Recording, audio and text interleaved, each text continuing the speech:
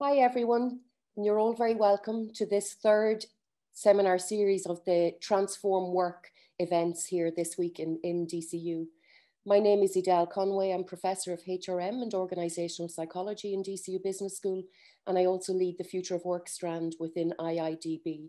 I'm going to be your MC for today's event with Michelle Humphreys, Gerard Lavin, Denise White-Hughes, and Niamh Carroll. As you may know, the Transform series is a number of online free events that will focus on the impact of digital transformation on business and society. We'll be covering a wide range of issues from smart cities to circular economies. Today, however, we're going to be focusing on the future of work. And I'm really delighted to be joined by Michelle Humphreys, who's Vice President of Citrix, EMEA Customer Success, Gerard Lavin, who's Product Strategist with Citrix, Denise White-Hughes, who's Head of Employee Relations at Lidl Ireland, and Niamh Carroll, who's Head of Talent Management at Lidl Ireland, Northern Ireland. Particularly exciting is that today we're going to focus on Sustainable Development Goals that have been devised by the United Nations. And the particular goal that we're going to focus on is an important one. It's SDG 8, and that one relates to decent work and employment and economic growth. So please feel free to send in your questions. The chat function is enabled, but you can send your questions in via the Q&A, which is at the bottom of your screen. So the chat function is disabled. So we look forward to your questions. Please send them in, and towards the end of each session, hopefully we'll get around to asking those questions of our guest speakers. So without further ado, I will hand you over to Michelle and to Gerry. And you're very welcome, and thanks so much for your time today. Great, thank you so much for the invite, for inviting us. We're delighted to present. I'm going to hand you over to Gerry. He's going to go through what sustainability means to Citrix. He'll kind of present a short presentation, and really we're both available for questions at the end. So Gerry, I'm going to hand over to you. Thanks, Michelle. Yeah, and thanks for this opportunity to talk about sustainability in general. I'd like to give a little overview of Citrix's thoughts on the sustainability, what we're seeing our customers do, and some trends we're seeing in the industry as well. And as Michelle said, very open to questions and love to hear your thoughts on this. I am doing the typical meeting thing and just struggling to share my screen at the moment, so just bear with me a second.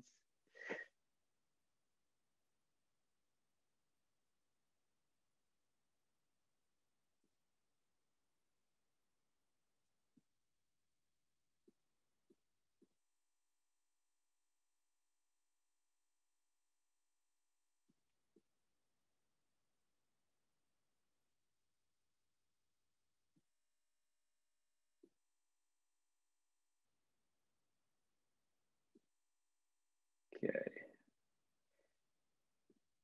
Hopefully you should be able to see this now.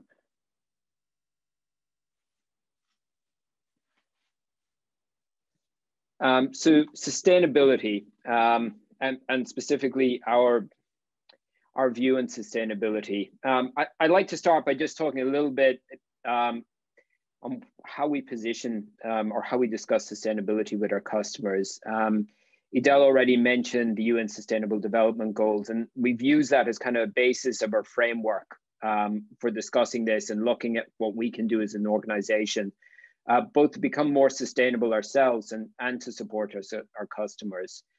And really, to boil it down, our view is sustainability is ensuring that our actions today don't limit the range of economic, social, and environmental options that we leave open to future generations.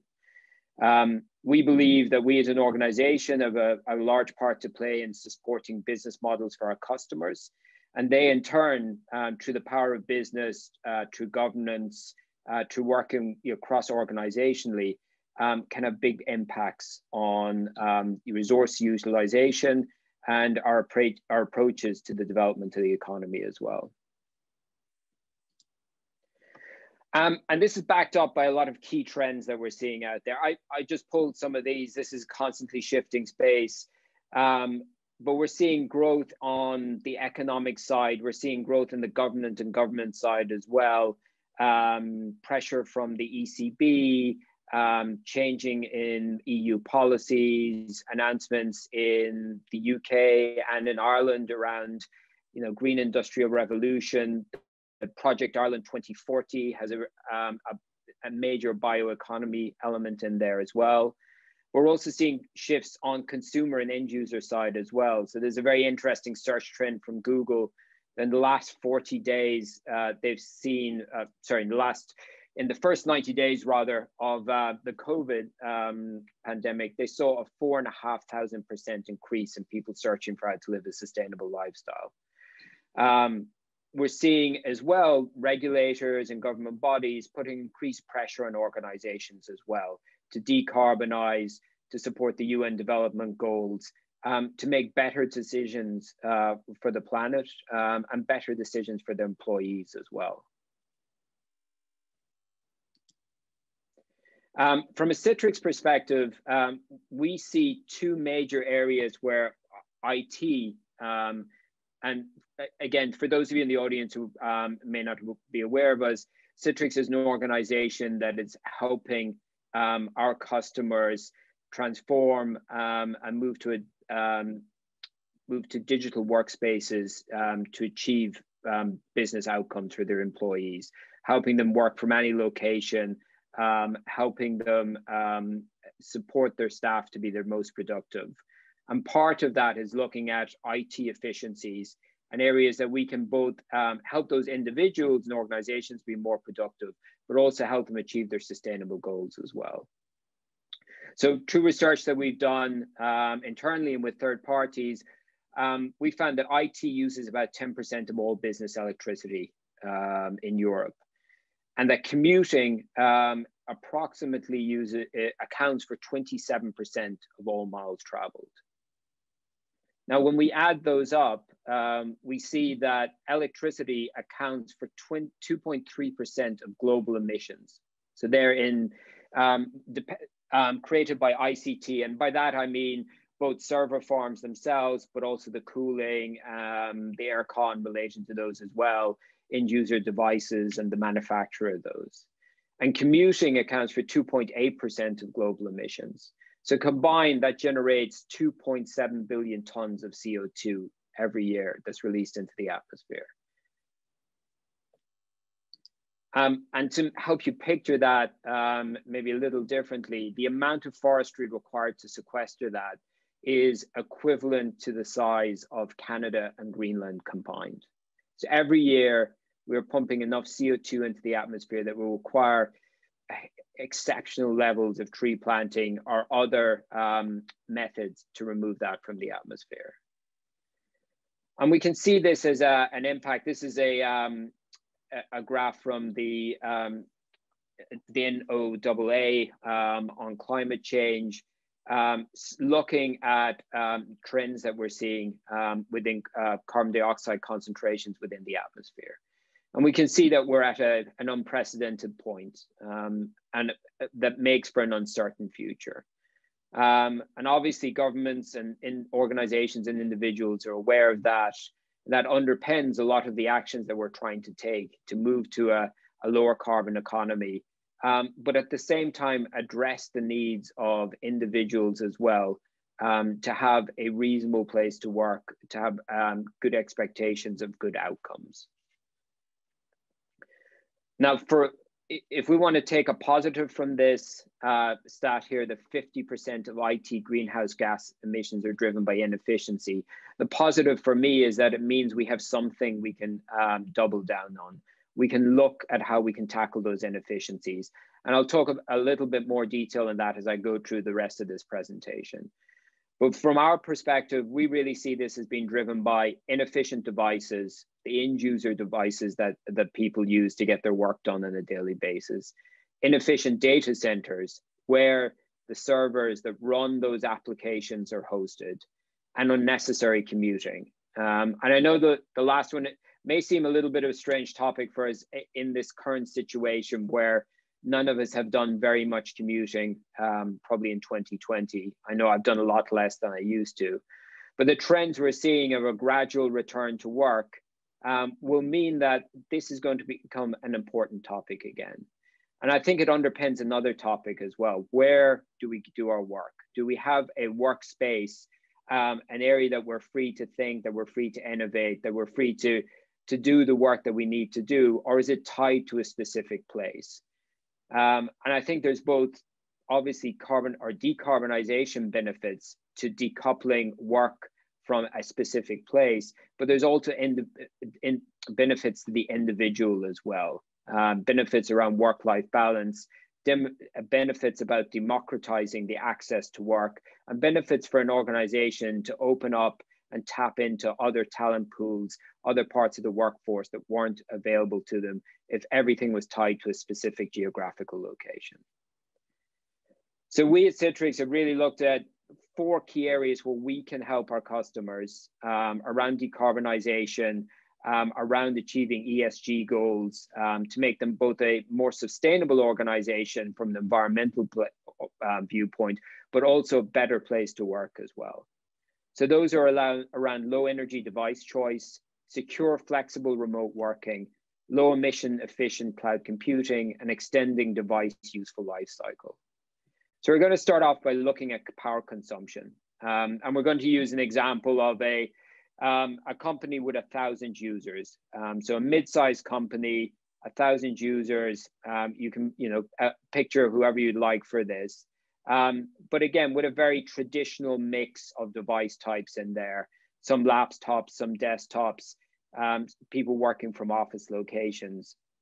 So that organization on the end user compute side, the actual devices that they use to get their work done day to day are creating about consuming about 114 kilowatts a year of electricity, which in turn generates about 80 tons of CO2, which requires about 48 football pitches of forestry to sequester from the atmosphere.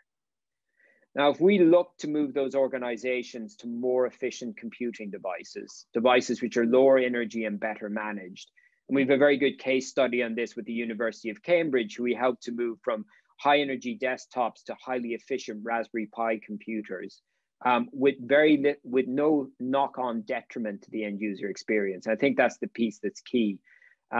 We want to achieve these without impacting the end user and still allowing those end users to have a great experience.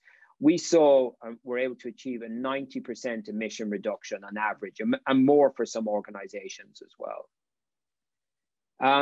Secondly, if we look at reducing emissions from commuting, again, obviously a topic that's slightly changed this year, but for many organizations, some people have continued to have to commute, even though there's been announcements from Facebook, from Barclays and others about a slow return to office, or maybe a rethink of how they use their hub city center offices.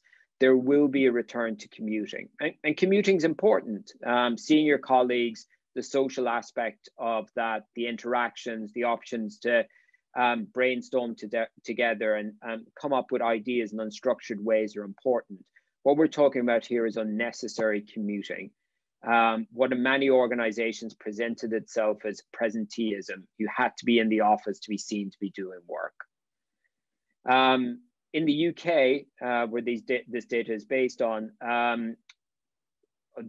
together, if we combine the average number of miles, the average number of workers, over 238 days, we're seeing something like 3 million commuting miles being traveled. So that, again, to put it into perspective, will require nearly 700 football pitches of forestry to sequester that from the atmosphere. Now, for this organization, if they were to reduce their commuting by just 2 days a week, and I think if nothing else this year has proved to us that we can be productive when we're remote, we can be productive when we're not in the office. And if organizations adopted that as a policy going forward, that can have profound knock-on effects to an organization's attempt to decarbonize. But it can also have profound effects on where they can hire their employees from, where they place their offices, and it gives them options and provides options to their employees as well. And we're seeing more and more evidence that this hybrid approach to working supports both decarbonization goals, but other sustainable and ESG goals as well. It gives better work-life balance and opens up opportunities for individuals in the organization where they fixed 9 to 5 Monday to Friday approach was not suitable, and in some ways may have hindered their ability to work, or hindered their ability to continue to be an engaged member of that organization. Thirdly, we're going to look at, I'd like to talk about reducing greenhouse gas emissions from data centers. You've probably seen things in the media recently about the impact of cloud computing, and that's real. I think that's something we all have to consider. But what we've really seen is that a lot of on-premises data centers are highly inefficient. They generate a lot of carbon due to cooling and air conditioning requirements. They're often running on older, inefficient technologies, and they're often running at a scale where they can't take advantage of the latest capabilities. Finally, they may not have access to the necessary green electricity that larger hyperscalers may have access to. And if they do have access to greener, lower carbon electricity, they're very unlikely to be adding or providing additionality back into the grid as well. Secondly, there's the reporting requirements as well. Businesses are required to report their emissions, and those emissions are divided into scopes. Scope 1 are emissions directly created by an organization, so directly created during a manufacturing process. Scope 2 is electricity purchased for the organization's own use, for example, to run their data center. And Scope 3 is supply chain related emissions. So when an organization moves from on-premises to cloud computing, it removes that part of those emissions that would have been reported as Scope 2, and they become Scope 3 or supply chain emissions.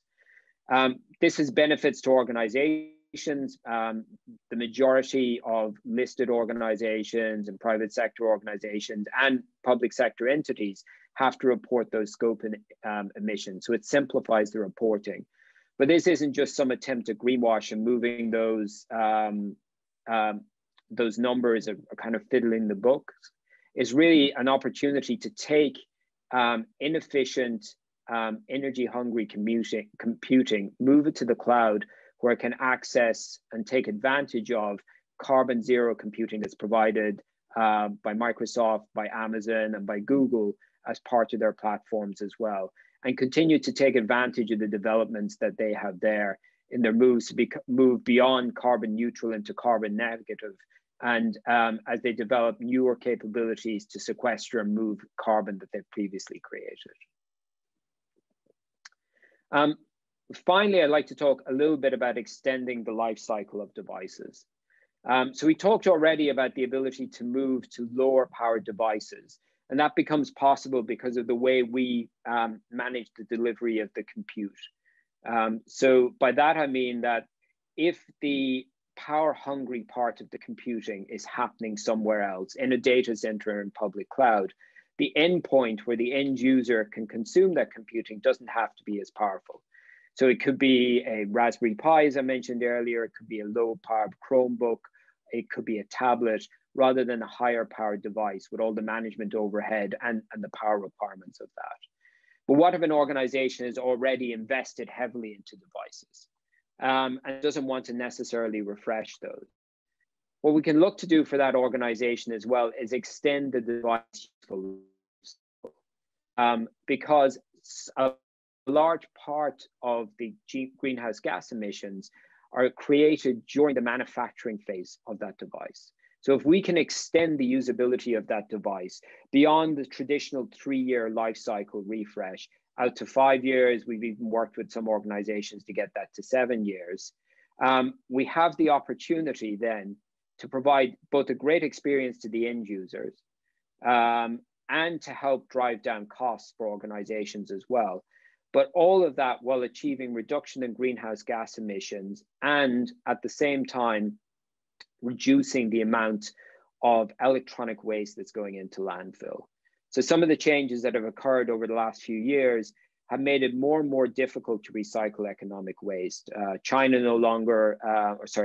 waste. China no longer accepts electronic waste from overseas. It means that locally, we've had to scale up our ability to recycle, or we've had to work with other countries on recycling as well. In many cases, it means electronic waste is going into landfill. So anything we can do to make devices last longer, extend those life cycles, becomes key to driving down greenhouse gas emissions in the production phase, but also driving down the total greenhouse gas emissions related to the device life cycle as well. And in real terms, again, looking at our 1,000 user company, that can have, look at reductions. The impact can be of early recycling or early termination of the use of those devices can be the equivalent of an additional 40 tons of CO2 into the atmosphere. So if we have opportunities that can drive that down and extend that over time, we can have significant impact in that organization. So if we look at these combined capabilities, the ability to use lower energy devices, the ability to work from any location. And I think that's key to the point that was made earlier about the sustainable development goals and the desire to provide people with a decent opportunity to work as well. The same technologies that underpin the ability to reduce commuting requirements also underpin the ability to allow people to work from locations where they couldn't traditionally work from. So these may be locations remote from central cities, so remote from Dublin or remote from London, near where I live. They could be parts of the labor force that have found it difficult to return to work. We've done a lot of work with contact centers where we're opening up staffing opportunities to demographics that found it more challenging before. Specifically mothers who want to return to work, where there's childcare concerns, the ability to remove that commuting element, not only help that organization drive down some of its CO2 numbers, but also opened up that opportunity to that workforce as well. So additional ESG benefits on top of that as well. The use of cloud computing has the benefits of flexibility and the ability to take advantage of new services, but also to take advantage of the work those hyperscalers are doing to drive down their own greenhouse gas emissions. And their move to use renewable energies, carbon zero, and moving eventually to carbon negative technologies as well. And finally, device life cycle. I think we can all agree that anything we can do to reduce the amount of electronic waste that's going into landfill has to be a benefit, but it's also benefits to organizations as well, because it supports them by freeing up budget that can be used, instead of using unnecessarily recycling devices, using that budget in other ways to provide more innovative solutions for their users. So for this 1,000-person organization that have adopting sustainable IT practices underpinned by our technology and the technology of our partners, we can make over a year, again for this theoretical company, a savings of over 670 acres of forestry that would be needed to planted to sequester the CO2 that they would have produced prior to adopting these practices. So again, practices that have knock-on benefits to the organization in other ways as well, reducing unnecessary commuting and hence opening up work opportunities for other parts of the organization, making those individuals more productive, allowing them to work from the spaces that they need to work from and giving them the opportunity to be more efficient and more engaged with the organization, driving down electronic waste, taking advantage of cloud computing services, and taking advantage of device types that are more energy efficient, easier to manage, and more suitable to the needs of the individual that are using them. And I think this all underpins our overall message to our customers. We want to work with organizations to help them become more sustainable. It's part of our own challenge to us ourselves as an organization as well, to become more sustainable in our practices, because we genuinely believe that the technologies that will help their individuals become more productive, more efficient, more engaged, will make the organization more productive and engaged. But an organization who is willing to commit to sustainable practices is an organization who will be more attractive to the best talent out there. People want to work for organizations that share their own beliefs and their own goals. I think all of us have a goal, or all of us would like to see a future that's a more sustainable future, and one that's better for our planet. And if we can do that at the same time as being better for our businesses, I think it's an outcome that we can all support. With that, I'd like to thank you for listening, and I'll hand back to Edel just to see if we have any questions from the audience. Jerry, thanks so much. That was so interesting and so much useful data there as well, in terms of sustainability and how that might apply in the workplace. I have a tricky question, maybe. Sure. It's a general one, but it's just one that might get us pondering a little bit.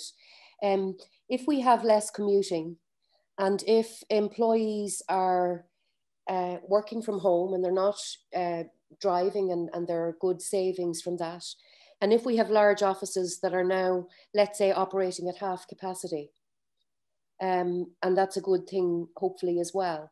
There is evidence to suggest that, first of all, people working from home are not more productive, in fact, the opposite. There is also evidence that people are giving some of the commute time back to their companies. So, you know, rather than sitting 2 hours in a car, they might get up an hour later and begin work earlier. So they're giving more time. So where we have energy savings in one place, we might have less energy savings in another, because people are now exerting their own energies more so.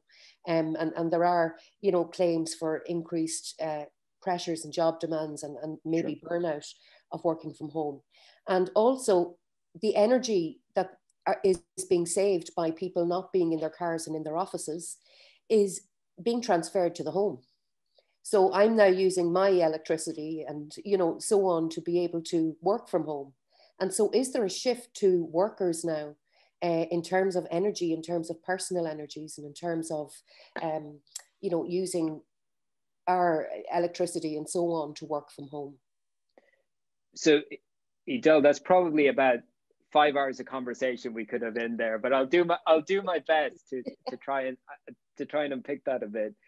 I think, look, we've all been in this giant social experiment for 9 or 10 months, and this is not normal work from home, work from remote conditions. I think we can all accept that, and I agree. I think the numbers are mixed. I think we are seeing productivity gains, but again, some of them are underpinned, as you said, by individuals working harder or working more, or potentially committing, you know, what do you call it, eating into their own family life or daily life as well to do this.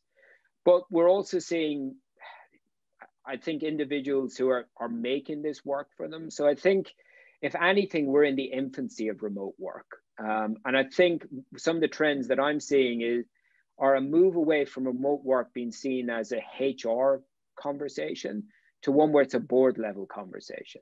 You know, how do we industrialize it? How do we make it more efficient? How do we do it without burning our people out? And how do we make it, you know, longer term more sustainable? So, I mean, we're in a technology company, so we often look at this through a technology lens about how can we make it an end user more efficient themselves, so we can maybe get rid of some of that rote work for them, the sort of task-based work using AI and machine learning.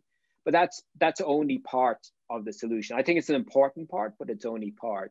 So I think there's going to have to be cultural changes to do that. I think what we're seeing as well, as I mentioned earlier, there was, you know, often a culture of presenteeism.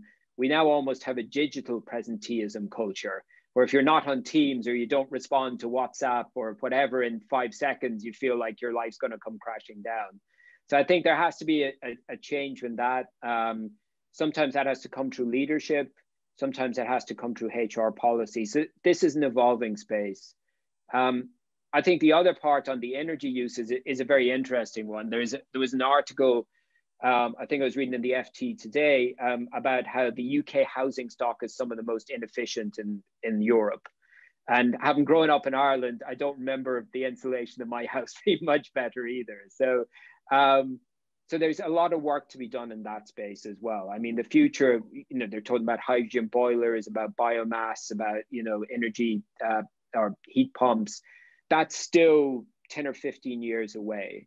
So there is again, it's a balance between working from home and working in the office. And I think that's why I talked about a figure of 2 days per week. I think Gartner has a statistic at the moment. They're saying by 2025, about 70% of COVID trends should be reversed. And maybe, again, this is a prediction, but I imagine we'll start to move back to the office. I think my key takeaway is let people commute if they need to commute, but don't force them to commute just because you've always had them commute. So this is an inflection point and a chance for us to think about the strategy of where we put people, where their locations are. And longer term, this may affect government policies. This may affect how new houses are built. You know, will they have communal working areas in groups of houses? Will we bring people into, I think some of the banks are looking at reusing their branch locations as spoke offices. So if people commute, they don't have to commute as far. And I think that's the areas that businesses who can think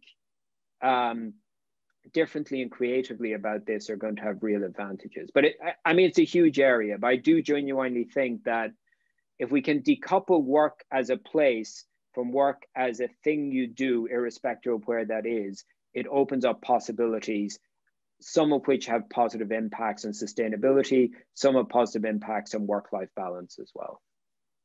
Thank you, Jerry. That's a really good answer. And I think as well, employees, and the evidence is there to say that employees are going to demand more flexibility and demand opportunity, even for some of the time. I know a lot of people are missing their work colleagues and so on. So if organisations don't respond, they will end up with retention issues, and that's non-sustainable as well.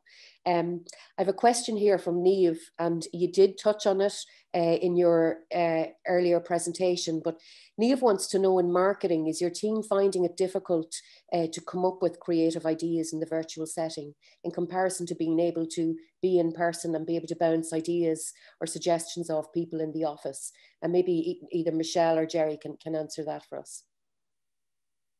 I can have a go first, since I'm involved in a number of events that we've been doing. Yes, it's more difficult, right? I did a lot of face-to-face customer meetings. I did a lot of presenting in person, and it's hard to get the same levels of feedback in a virtual event. I was reading an article recently that even with video, it tricks our minds into thinking that we're getting all those physical cues that we get in a face-to-face meeting. But in reality, we're only getting part of them, right? So it's difficult, but I think if, in some ways, it gives us some opportunities to, it opens up opportunities. I mean, if we were doing a physical event, it would have been difficult to get myself and Michelle and yourself and everyone together at the same time. And I think that's opened up opportunities. We found as an organization that our leadership team are now, because they don't have to travel as much, more available for events, which is great. I think though we have to realize that there's a bit of a sort of virtual event burnout happening as well. So I think anything that we do, it needs to be pithy, it needs to be sharp, it needs to be focused. It needs to answer 1, 2, 3 max questions for somebody, and they can go away from it. So I think things like the TED Talk format, some of the more creative, even the influencers on YouTube, we probably have, you know, things we can learn from them. And, you know, I'm not going to try selling protein supplements on this now or anything like that. But I think it's just the idea that it needs to be very, very engaging. So what we're finding is there's an event we're planning for February, our Citrix EMEA Summit series. We're looking at, you know, short, sharp, pithy, trying to have different tracks for different individuals, making sure that the descriptions are good, that people are engaged, that they're able to work around their day and jump in and jump out, that there's some engagement and that there's a lot of follow-up afterwards as well. I think and also preparation up front so that people know what they're getting when they come to an event. Yeah, I was just going to add.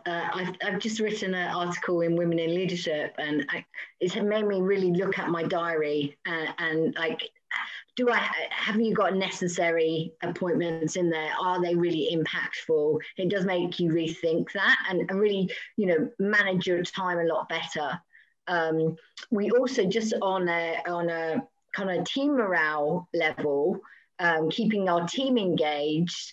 We've done all sorts of things. I think we've got some wine tasting coming up. We've got race night events. I know when we first sent home everyone in Dublin, so there's nearly 300 people, you know, getting people more engaged, getting more connected with them, making sure we're checking in on them on a weekly basis. We're trying to really, you know, boost the team morale, as well as, you know, making sure that we're reaching out to our customers as well. I think that's really important, so they feel engaged, they feel part of, you know, part of what we're doing. You know, we've been talking about remote working for 30 years. We've really had to put it to the test, as you can appreciate, the past kind of 10 months. So yeah, we've done a number of things to keep people engaged, and we'll continue to do so. Yeah, in so many ways, it's such a positive outcome of a very, you know, right, fortunate situation that companies were catapulted into it, and they managed to make it work, you know, quite quickly. So hopefully we'll never go back to where we were before. Another very good question from Veronica.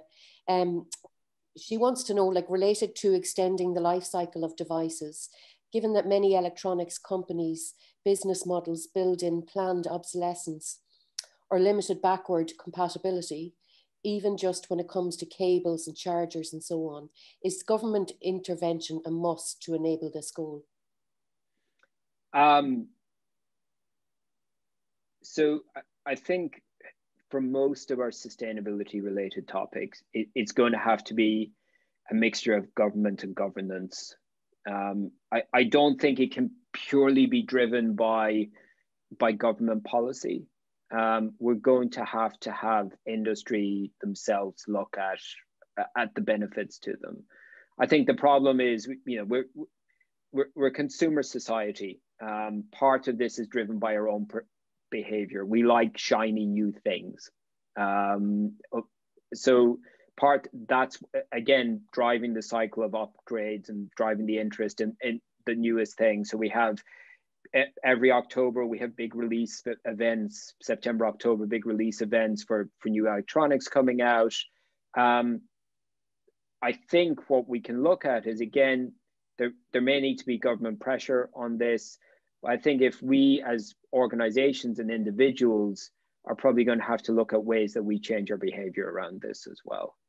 So on the business side, as I said, we work with customers on looking at the device choice. And I think if you can say to your end users that I can give you a great experience irrespective of the age of the device, within reason, right? Or I can give you a great experience even if it's not a high-powered device, the users are more willing to accept that. So this is the again, the University of Cambridge example I was talking about with the Raspberry Pi devices. These are low-cost devices, like sub £100 devices, but we're able to give them a really good experience on the device, achieve their end user goals at the same time as achieving the sustainability goals as well. I think on the consumer side, yeah, we're still seeing the rush to go to the latest and greatest. I do think there's probably going to have to be a bit of consumer education in that space. There's potentially going to have to be regulation. And maybe that regulation really comes down to what happens to the device afterwards, right?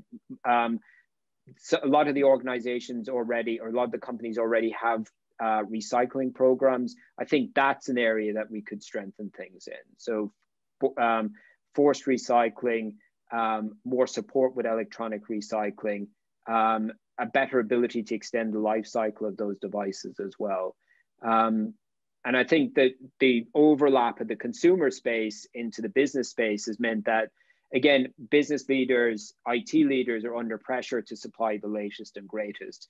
I think that's where we're trying to pivot that conversation, that if we can still give a good experience, we can probably decouple that need and help you with not having to refresh as often. But at the end of the day, I think it's still going to come down a lot to individual behaviors. If we want shiny new toys, we have to realize that there's an impact on that related to that as well. Gerry, you've actually just answered the next question, but I'm going to ask it anyway. It Yeah. comes from John, just in case his question is a little bit more direct, but I think you've answered it. Is it an uphill battle to tackle e-waste when companies like Apple make so much money from people replacing their phones every couple of years? And do you think these market leaders are on board with the idea of tackling e-waste? I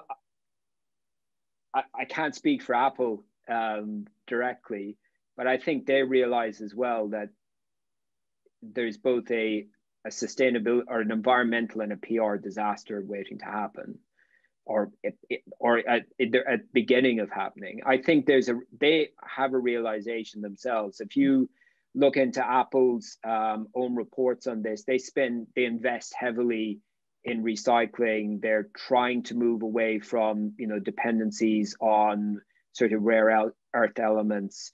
We're even seeing it. I think Microsoft had an announcement recently about moving away from lithium-based batteries in their data centers as well.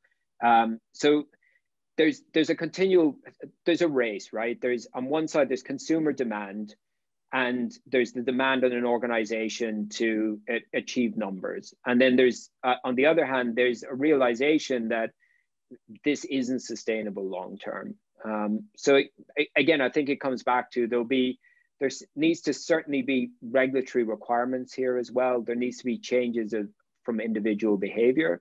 But I do think the organizations are aware of this, and they're trying to do more to achieve this. Like it's difficult, right? This isn't just down to electronic waste. This is down to, in many ways, the way that we've lived our lives over the last 50 years or so. Thank you, Gerry. And just one final quick question. How many companies of the future will have very strict employee tracking software, eyes on screens and screenshots and time measurements and so on? Hopefully zero, but it's a growing area, right? I had conversations with a couple of people from two large professional services companies. One was had a culture of remote working and employee trust. The other one was thrown into it kind of at the last moment with the current situation. One is very happy with how their users are working remotely. The other one still has to build that trust. So I think these may be stopgap solutions, hands on keyboard. Are you watching, are you attending the Zoom meeting? Or are you watching the YouTube channel or are you doing both at the same time? I think a lot of this will come down to building trust in the organization, building relationships with employees. I don't think the sort of big brother approach is going to be acceptable to many organizations. But again, there's people creating the software out there at the moment. I'd also have people kind of sit back and think this is not normal remote working conditions as well. This is this sudden situation, unprecedented, probably the most said word of, well, maybe not the most said word, probably COVID and vaccine are the most said words of 2020. I'm sure unprecedented is up there, but an unprecedented situation we've all been thrown into. There's never been a sort of business continuity situation like this before. So people are going to react in unusual ways to this, and they're going to take a while to get around this. And I really do think the remote working thing is here to stay, and it's still in its infancy. So I hope it's not a future of, you know, somebody looking over your shoulder in a virtual sense. And I really believe that, you know, if we can also move to a working model which is based more on outcomes than time, which again is as it goes back to that attitude of digital presenteeism. If we focus on outcomes, then this becomes less of a concern. Absolutely. Yeah, it's going to be very interesting to see, you know, what will happen. And I think it really comes down to the culture of an organization and trust, as you say. And there might need to be a lot of managers who need to reprogram themselves to be more trusting in people at work. So yeah, I think that's where the responsibility really will lie for making it work. Jerry and Michelle, I want to again extend a huge thank you. That was so interesting. So thanks so much for your time. And I know everybody is so busy. And as you say, we are more available to attend these kinds of events. And it is putting, you know, more pressure on your time as well. But at least you don't have to get into your car and drive to DCU. That's one of the advantages. So there's savings there as well, and more savings in your time as well. So once again, thanks so much. I'm sure everybody really got an awful lot from that. Thanks very much, Edel. Great, thanks, thank everyone. you. So everyone, we're not yet finished. I'm delighted to say that we still have contributions from our other two speakers today. And that's Denise White-Hughes, who's Head of Employee Relations at Lidl Ireland, and Niamh Carroll, who's Head of Talent Management at Lidl Ireland. So I don't know which one of you are going to go first, but you're very welcome and very much looking forward to your presentation today. Great, thanks, Edel. So hi, everyone. I hope everyone can hear me okay. My name is Denise White-Hughes, and I'm here today with my colleague, Niamh Carroll. We're delighted to be part of today's event and to be discussing such an interesting topic. As a business, sustainability is really important to us, so it is a topic close to our heart. But today, myself and Niamh are going to focus on the decent work piece. So we really thought about this and thought about what does decent really mean? What does it mean to us? So we, as you do with all of life's really big and important questions, we ask Google. And Google defines the word decent as conforming with generally accepted standards of respectable or moral behavior. So here at Lidl, we try not to just conform, but we do try to raise the bar. So today, really, we're going to give you a whistle-stop tour of all that we do to try to provide more than decent work for all of our employees. So hopefully this works. So although our head office is a very small portion of our overall employee population, I feel that how we work and how we work in our head office really represents how we work and how we work as a business. So I'm going to play, and hopefully this works, a very short video that really gives you an insight into what the inside of Lidl looks like.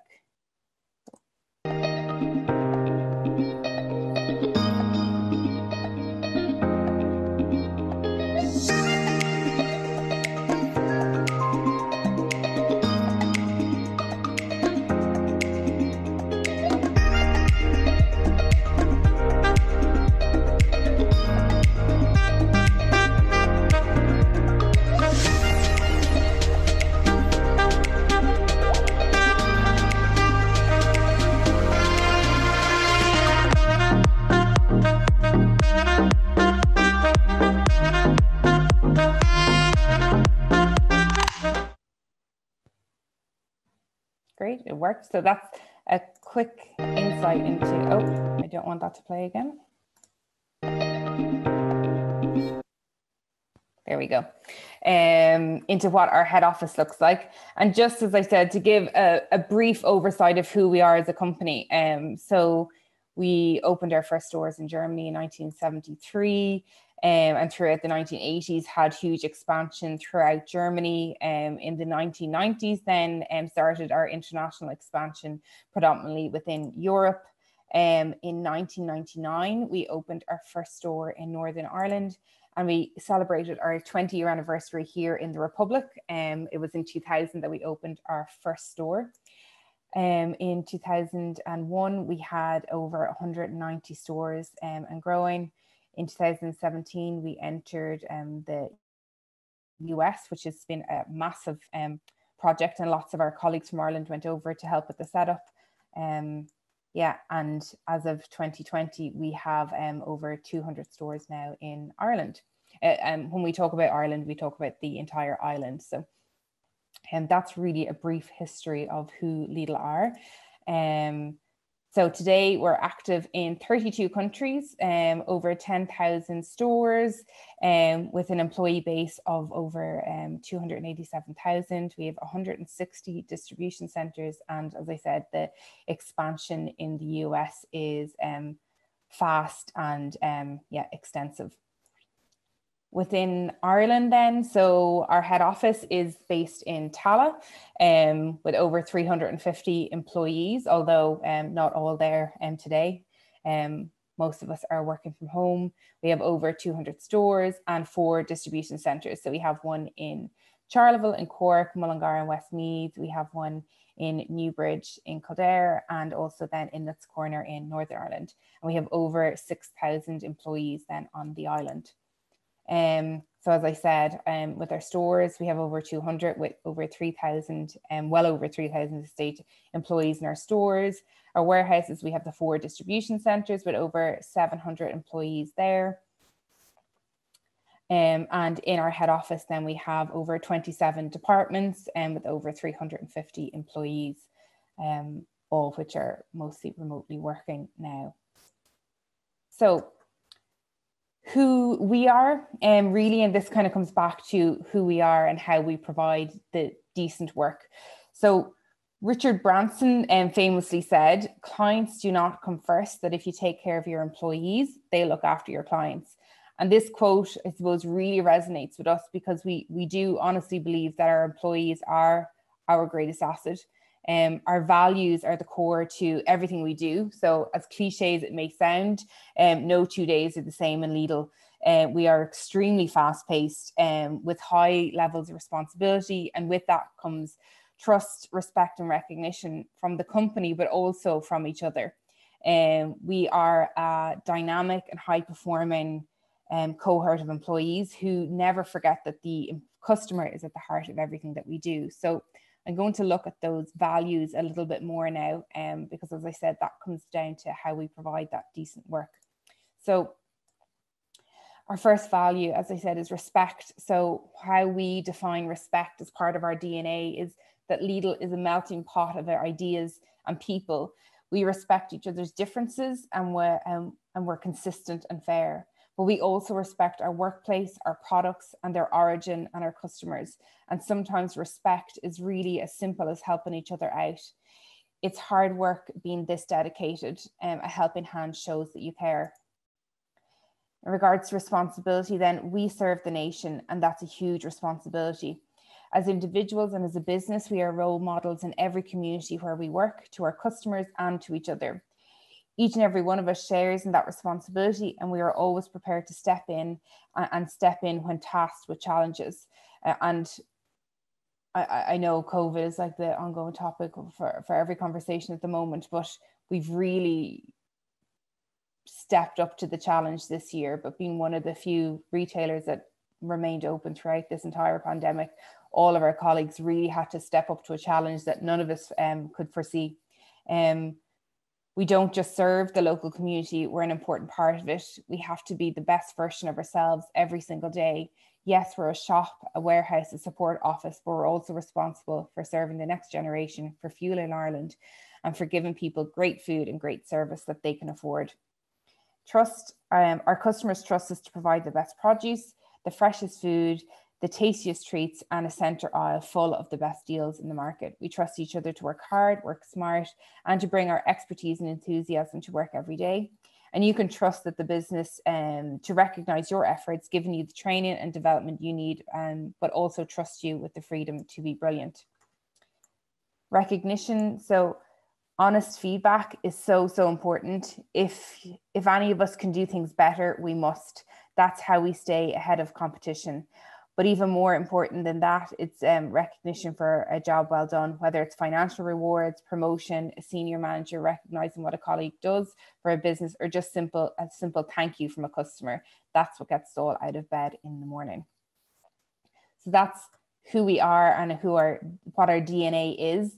These are some of the charities that we support, that hopefully anyone who knows anything about Lidl will have seen some of this advertised. So we do a lot of work with the LGFA, and Jigsaw are our current charity partner in IE, and the NSPCC are in NI.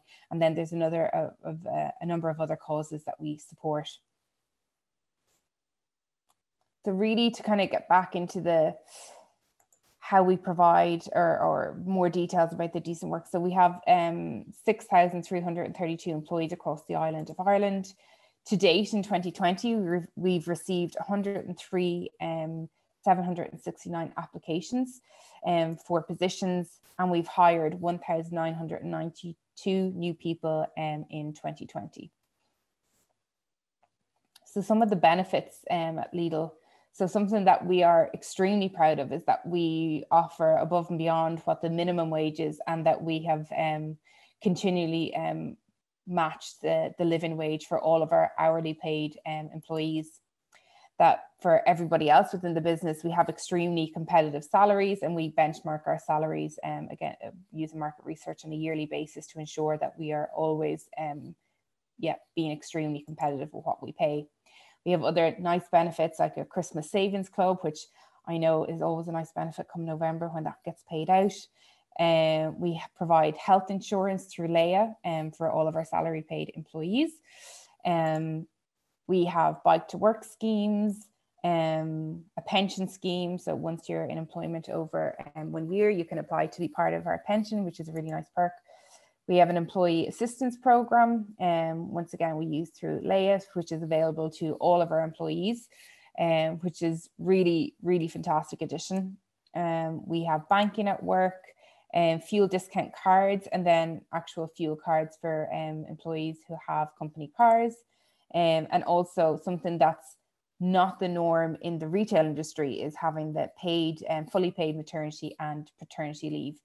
So we're definitely market leading in that. So really what all of this means is all of these elements together help us to provide a decent benefits package to, well, more the decent benefits package to all of our employees. We also then have our well-being strategy, and our well-being strategy is what we call our Work Safe Live Well program. And that's simply to look after every colleague's well-being, be it financial, health and safety at work. Our workplace well-being program helps us all to have a safer, happier and healthier workplace and life. So we divide up our Work Safe Live Well program into 3 prongs. So we have our safety, our health and well-being, and then financial well-being. And we do a number of campaigns every year and under each of these 3 headings. So just to give you a little bit of a flavor then into 2020, and once again using the C word, but with COVID, obviously it's a lot more difficult to do these kind of more exciting campaigns and events when you're limited to everything being online and virtually. But I'm really proud of what we would still manage to achieve. So the first thing was our healthy eating campaign, so an Eat Well cookbook, which was actually a really clever little idea where we had a cookbook made available to all employees using our products, and we were really aiming it at our frontline staff, so our colleagues in our stores and in our warehouses who weren't working at home, and gave a cookbook full of things that you could make using only a kettle, a toaster and a microwave. So some really nice ideas there. We also then got some further employee engagement from it by having competitions of what do you make at work, and use one of those recipes then in the actual cookbook. So Bryony, a customer assistant from our Shankill store, got her tuna salad featured in the cookbook. And we also then made the cookbooks available for some of our other frontline workers in the hospitals, just to help people stay healthy during such a stressful time. And we had a drink aware campaign, and once again reminding people that it's very easy to start that glass of wine earlier and when you don't have your commute. So making sure people are aware of their own drinking habits. We then did a feedback survey during the year as well. We're always very conscious that it's very easy for us to decide what we think is important to people. But we need to make sure that in regards to well-being and all things, that we're doing things because they matter, and that we're doing things because it's what people want. So making sure that we get feedback from our colleagues to see, what do you want to see? Do you want to hear more about mental health? Do you want to hear more about mindfulness? Or is there something else that people want us to develop more work on? So everything that we do is with that feedback in mind. And it helps form our strategy again then for next year. We did little campaigns about National Walking Day. We had quite a big campaign on mental health, and had it featured around the phrase of "I'm fine." So we're very aware that when you're talking to a friend or a family member and ask how are you doing, that the normal response is "I'm fine" or "I'm grand," and we're trying to just depict that a little bit.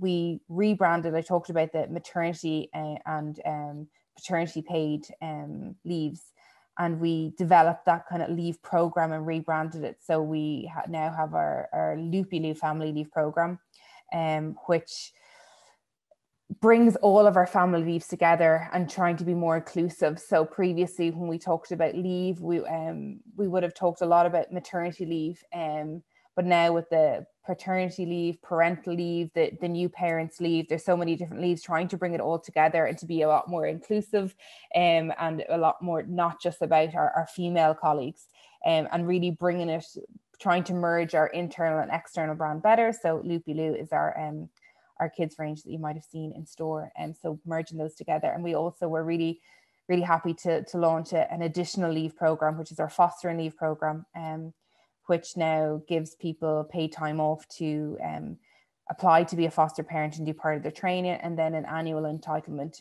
when you have a foster child assigned to you. So once again, trying to make it more inclusive to all different types of families. Cold and flu campaigns this year, safety essentials in RDCs and stores, so more poster campaigns in European Safety Week. As I said, we have our health insurance for all of our salary paid employees, but we also offer a number of different discounts with Leia. So we're constantly trying to promote those and make sure people are aware of what they can get. And then we did a little bit more on retirement and how to prepare for retirement and helping people prepare for their own retirement. So as I said, under very unusual circumstances, I think we managed to get a good few different types of campaigns across the line. Looking at 2021, then we want to look at more having monthly safety topics. How can we expand further discounts? Looking at how can we amplify our banking at work? How can we do more in regards to our pensions? As part of the feedback, we were told that budgeting is something people would like to look more at and see, can we have some kind of an app developed in regards to that? Tax saver schemes, doing more for the Christmas saving schemes, looking more at the financial well-being side of it. Dignity at work, we did a huge kind of information campaign this year in regards to what is bullying, what is harassment, what is sexual harassment. And next year we're looking to bring that on another step and really train people on, well, what do you do when these things happen? Looking at stress reduction campaigns, nutrition and weight management, mindfulness, and then hopefully we can get back to doing some of our normal events that we would have. So we would normally have summer events where we would have barbecues, we'd have family days in the zoo or in Fota or the National Stud in Kildare. So we're hoping to get back to those and our normal Christmas events and family Christmas events in our head office. So we'll plan them and see what happens. And once again, as I said, so much of our feedback comes from, our plans comes from the feedback that we get. So our pulse surveys, our annual survey, where our colleagues can all tell us how they're feeling, and if they put questions on, their leadership and teams and communication and work-life balance, work environments, and how we're doing.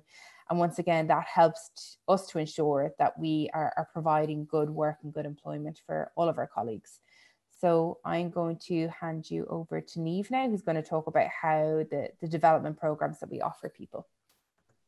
Hi everyone, thank you for having us. We were only talking that we don't have a lot of opportunities to actually reflect on such an interesting topic and think about actually what we do in Lidl. Development of our employees, it's something we're very passionate about in Lidl. It's something I'm particularly passionate about, which is just as well, because it's the topic I look after for our colleagues in Lidl. And what I wanted to do really was to give you a flavour of all of the different opportunities from a development perspective that we can give to our employees. It's, part of our mission statement that we ensure that we offer exceptional training and development for all of our colleagues, and ensure not only their safety in work and understanding the role that they do, but giving them the opportunity to grow and support them through their own development as well, which can only be better for them and for us in the future. And again, we talk about productivity and efficiency and all that good stuff. Development of our employees is core to that. So just wanted to give you a bit of a flavour of that. So in Lidl, we're always looking at the most efficient ways of doing things, and you'll see a couple of these infographics where we try and put everything that we want to say on one slide or one picture. And really what you're seeing here is all of the different opportunities, as I mentioned, from a development perspective, that are available to all of our employees across Lidl Ireland, Northern Ireland. And that goes from our customer assistants on our shop floor and our warehouse operatives in our warehouses, right up to our board of directors. Everybody understands that your own personal and professional development is absolutely fundamental to not only your own well-being and your own satisfaction, but to your day-to-day job. So the more we can give to our employees, we understand the benefit and the really positive results that we as an organisation will reap from those. So again, I'm not going to go through all of this. I am going to highlight a couple of programs that may be of particular interest. But you can see, director development. We have leadership programs for our customer assistants, our warehouse teams, right up to the leadership within those areas of the business. And again, all opportunity that any of our colleagues across the business can take up. The two I wanted to talk about very briefly with you guys today, I'll move on to, but probably good to mention that we've partnered with DCU this year with their access to the workplace program. Unfortunately, COVID, which I know we tried not to mention too much, but COVID unfortunately didn't allow us to invite anybody in this year, but it's something we're really, really excited about being able to do at DCU next year. Apprenticeships, we have an apprenticeship program up in Northern Ireland, and we welcomed interns in prior to our pandemic year, and it's something that we want to continue doing. We look at these people that come in as potential graduate program people of the future, potential employees of the future, and it's great to see people coming in and looking at the opportunities that Lidl can offer. So just to move on then, the two programs I wanted to give you a brief view of are Feed Your Mind program, which I'll take you through now, and our graduate management development program as well. So the management degree program has been up and running since 2018. It is an opportunity for internal, our colleagues within Lidl, but also external people who are interested in a career with us to work in our operations area of the business, as well as getting a degree level education as they work with us. It's something we're really, really passionate about. We're very proud of this program. As I said, it's our third cohort have just started with us. And you can see the success has grown since we have started. So when we look at last year, we had just over 1,000 applications. This year, we have over 2,000, which is an increase of 94%, which is a huge success marker for us. We take advantage of all of the opportunities in terms of recruitment we can. You'll see us very heavily on social media, and all of those channels so that we can get out there to everybody and look at the best people who come forward to us. So a really, really great number and result for us, and hopefully each year we see that increase even more. The program itself then is made up, it's ultimately after the 2 years, whoever's on this program will receive level 7 degree in management practice, and obviously specific specialism in retail. We've partnered with Ulster University and Irish Times Training. The people that join this program work in our operations, so they go into our store environment or our warehouse environment, and they work with us full time, but we also give them the opportunity to study a day a week. So we ensure that they're supported through that. It's not easy to have a full-time job and do a degree at the same time, and it's something we're very mindful of in terms of giving them the flexibility to be able to do the best they can for both their job day to day and the college course they're undertaking as well. We had already thought about technology before COVID had hit, so we had been very strongly looking at online and webinar type solutions as opposed to a classroom environment, and thankfully that has worked out in our favor even more than it would have before March. So again, that adds to the flexibility, the well-being of our employees. They can, you know, log into their college day at home or wherever suits them. So it gives them that sense of well-being and flexibility. And then we look at all of the leaders and the experienced people within our business to buddy with these new recruits. We assign the mentors, there's coaches available for them so that they feel secure in navigating their way through the 2 years of college, as well as, you know, learning the ropes in what is an extremely fast-paced environment, particularly in our stores and our warehouses, with our customers as well. So that's a bit of a flavour, feed your mind. As I say, we're into our third cohort of that. Hugely successful. We're very, very proud of it. We're up to 79 participants over the 3 streams of that programme. We actually have a real success story at the moment with one of our first group of cohorts has just taken over store management of our brand new store in Galway in Well Park, which opened there a couple of weeks ago. So that they're the success stories we're looking for from any sort of development programs, and we have plenty of them, and I can't talk about all of them, but that one just very recently is an interesting one to let you guys know about. So I'm just going to move on to the graduate program. So again, we're back to these fit everything on one infographic so that everybody can see each element as efficiently and effectively as possible. So our graduate program, as some of you might be aware of, is an 18-month program.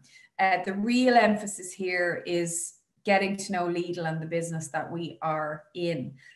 So therefore, the first number of months of the retail, or the graduate program rather, is actually going and understanding our business in our operations. So our graduates will go into our store environment and they will go into our warehouse environment, and they will learn the ropes within that environment. And something that's really important to us is that whilst, you know, in the future a role may be in a team in head office, like my own role, like Denise's role, it is fundamental for us to understand, you know, where most of our employees are, which is in our stores and our warehouses.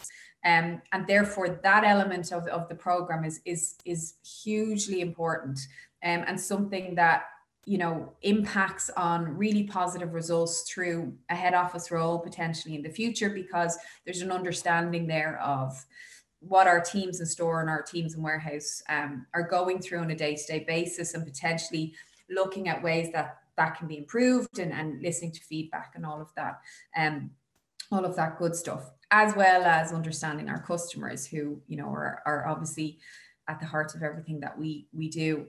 Then when you go along the graduate journey, you get a really interesting insight once you come back to the office environment. Depending on what stream of the business you're in, you'll get insight into whatever projects happen to be going on at that time. You'll get insight into all the areas within that department that you're in.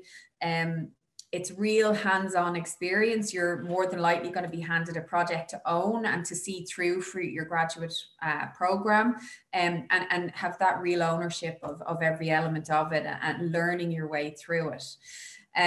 in terms of what we offer prospective graduates, based on that 18-month journey, you can see quite an extensive amount of touch points within there. We will tailor training to the stream that you join us with, and ensure that you get the best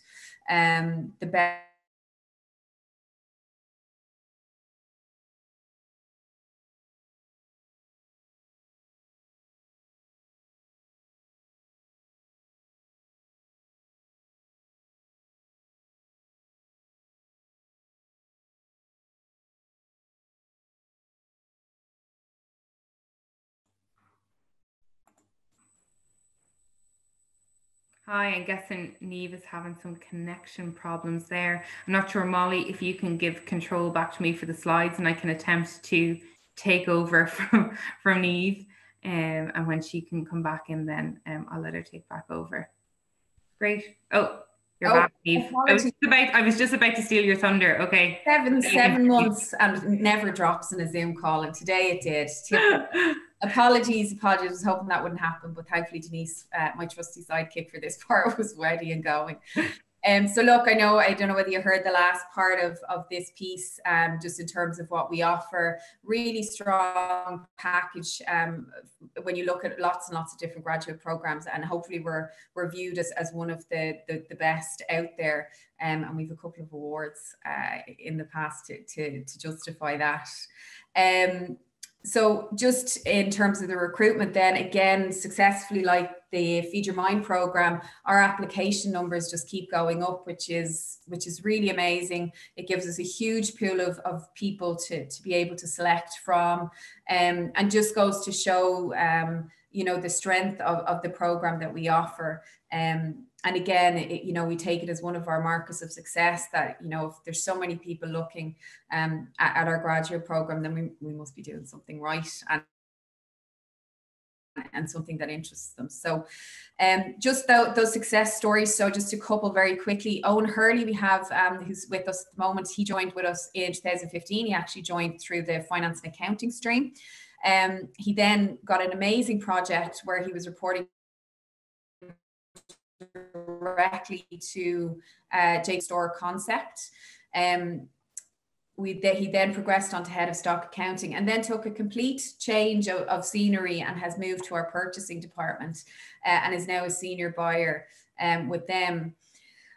Emer Sullivan, then another success story for us, joined the program in 2014. She was social media manager, and I don't know if anybody remember the infamous or famous or infamous, I don't know which one you want to go with, the Ladyball project. She then actually took an opportunity and moved to the US when Lidl opened, and took over the PR manager role over there, and then returned to Ireland and took over communications as the senior manager there. So look, it's always nice to showcase some success that we've had, and as I said before, we have plenty more of those success stories. So that's, again, a bit of a really quick view of our graduate program. And really, just to finish, I wanted to touch on two last things. This is one of our most recent success stories, and we were shocked and delighted, I think, are the best words to use for. We entered this project, which essentially was a change management project. We had built a brand new warehouse in our Newbridge region. Everybody would have been moving over to this new fancy new office and new warehouse, and we could have just left it at that. But what we did recognize as a business, and we looked for people's feedback on this, was how important it was to think about our people in this move, that it wasn't just a case of I go into this building one day, but tomorrow I'll go into a new one. We had to look at it in a much bigger, broader way. And this project, I am delighted, at the HR Leadership Management Awards, we actually won the Best Change Management Programme. And certainly to our delight, and Adele probably would have seen the shock from Laura on that day, was that we ended up winning the Overall Excellence in HR Award as well, which was really nice external recognition for us, and always delighted to be able to share that. and to get some recognition, which is great. So look, just really quickly, the New project, that ended up being the name of the change management piece, and bringing people into the new world of New 2.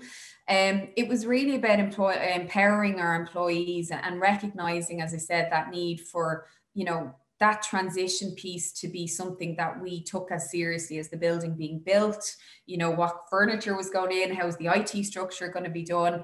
And our people were really core to that. And a really positive piece of Lidl is that we recognize our employees in everything that we do. And we always account for them in anything that we're changing, anything that we're, you know, revamping, or whatever transition for our people is as smooth and as seamless as possible. This took a year of planning. The build took obviously a little bit longer, but again, we looked at making sure that we could do the very best we could do it, and spent quite a lot of time, not just my team and Denise's team, but huge collaboration across many teams in Lidl to make sure that we got everything as right as we could. Lots of things that we did, again, just a little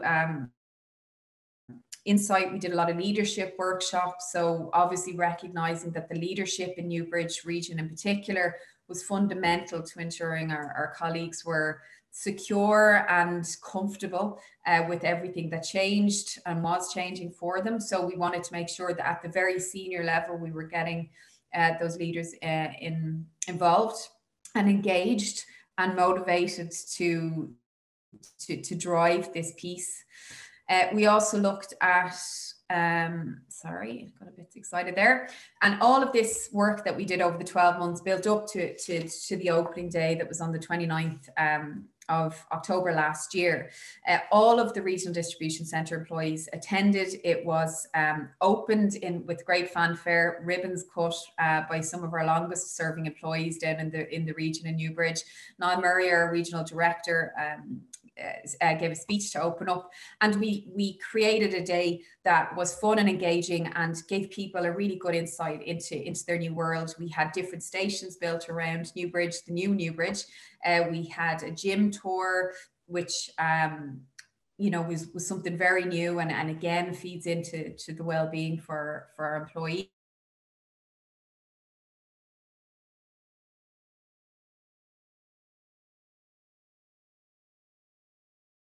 We we're giving people opportunities now to look in the world that we're living in now.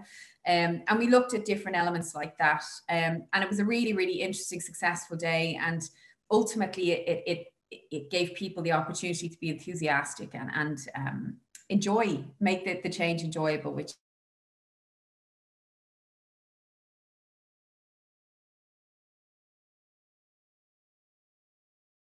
we feel, based on, as always with Lidl, we look at what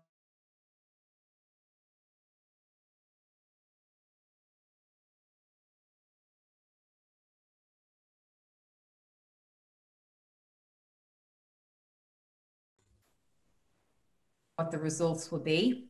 Apologies, something's not going on. Oh, so successful outcome, apologies, my Wi-Fi now, I'll have to sack it. So in terms of successful outcomes, and one of the measurements we looked at using for this was logistically, we transferred over 33,000 pallets and rotations to new warehouse in 24 hours, which was a huge undertaking and a real success of it.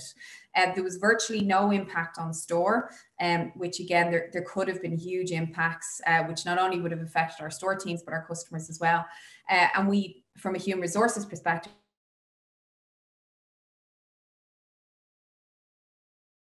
transferred over 2,000 employees, quite a long time to plan, with quite a lot of collaboration and individual contributions. And very lastly, just the last minute for me, culminating in all of that stuff is how we communicate with our employees. So we have many different touch points to be able to keep people informed, to be able to directly with them.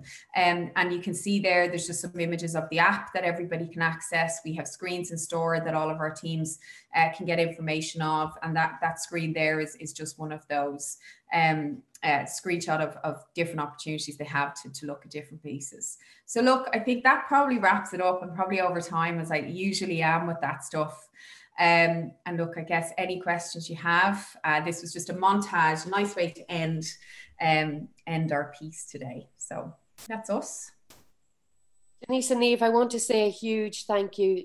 There's just so many initiatives going on that demonstrate evidence of you providing decent work, and even in legal's growth in terms of its contribution to the economy as well. I have a question. I have two questions. The first one is, how do you manage your brand in terms of getting those messages out there? You've always had a strong brand from a recruitment perspective, but how do you compete in the space that you're in terms of attracting talent and graduates and employees in general? Yeah, I think, Adele, we try to look at all of the opportunities out there. So I think certainly in the last number of years, we've absolutely utilized every opportunity we have through our social media campaigns. I think lots of people will recognize our Twitter accounts and our Instagram accounts and all of those things, where not only do we use it to generate a bit of fun, there's always great talk. We've recently, had our fashion models for our Lidl runners and all of those kind of things up on our social media, but we also use them to optimize recruitment opportunities and to really sell ourselves in terms of what we can offer people. So I think it's just capitalizing on all of those opportunities, and again, that collaboration between all of the different teams that can impact on that. Every one of our teams within HR has an opportunity to impact externally through all those opportunities, as well as every other team in our business. So yeah, I think we try to seize the day, and with career, even the grad campaigns, I guess this year it turned us upside down. We couldn't do on campus anything like that. But again, with your, colleges, we just looked at how we could do that virtually and make it as impactful as we could. And you just, I guess, change your approach. I think also what we really tried to do is try our best to be really authentic about how we advertise our roles and who we are. I think I touched on it briefly, but we are fast paced. We're not the same as every other retailer, let alone every other grocery retailer. So we don't pretend to be someone that we're not. We don't pretend to be, a Google or a Facebook. We're Lidl, and we provide very fair work. We have amazing compensation packages, but we're not easy to work for. I think we'd be lying if we said that. So. Yeah, and I think it's very heartwarming to see that your talent management is not about exclusive talent. It's about the talent management of everybody. Mm-hmm. You mentioned it's about every employee and identifying opportunities for them. I have a question from an anonymous attendee, and they want to thank you for a great talk, and they found it very insightful. And the question is, legal employees per store is just over 30 versus SuperValu employees per store, which is over 60. I'm not sure where these numbers are coming from, but can you explain this difference and whether it be down to store size or efficiency? Yeah, so how we decide, I suppose, how many people work in a store. So I don't know if 30 is an accurate figure, but it depends. We look at the floor space and we look at the turnover of the store. So how much turnover the store is generating, and our staffing levels fluctuate then based on what that turnover is. We are definitely different, as I said, to other grocery retailers, and we have every year look at how we can make our processes more efficient. We will do time and motion studies to see exactly how long it takes to pack out an individual pallet, and everything. There's an exact science as to how we then calculate how many people per store. But efficiency and being lean is one of our core principles. We had an efficiency event, I think it was maybe 2 years ago, Niamh, where we all came to a big space in Swords, and basically showed how changing small little things and the impact that has on your whole day, your whole week, the whole year. And we constantly change how we do things to make them as efficient as possible. So yeah, I would say we're definitely more efficient and leaner in how we do things than other retailers, and that's how we manage to have less people in the store. Yeah, and that's not a bad thing either. So we're just coming up to time. So once again, I'd like to say a massive thank you. I'm very familiar with the work of Lidl, obviously through my work with the HR Leadership and Management Awards. And I was really delighted to see that you won the overall award, which I really do believe is testament not only, you know, for the change program this year, and but also there's so much evidence of so many initiatives that you're undertaking and that really do provide evidence. And those awards that you get are external validation of the excellent initiatives that you're undertaking. So I'm going to close off by saying again, thanks so much for your time. It's really appreciated. It was really, really insightful and good to know about everything that you're doing. So on behalf of everybody here at Transform Work, I'd like to say thanks. And for everybody else listening in, I'd like to remind you that these events are going on for the rest of the week. So tomorrow and Friday, we'll have other events as well. So on that note, I'll say thank you again, Niamh and Denise, and no doubt our paths will cross again too. Okay, thanks everyone. Thanks everyone. Thanks everyone. Bye-bye. Bye.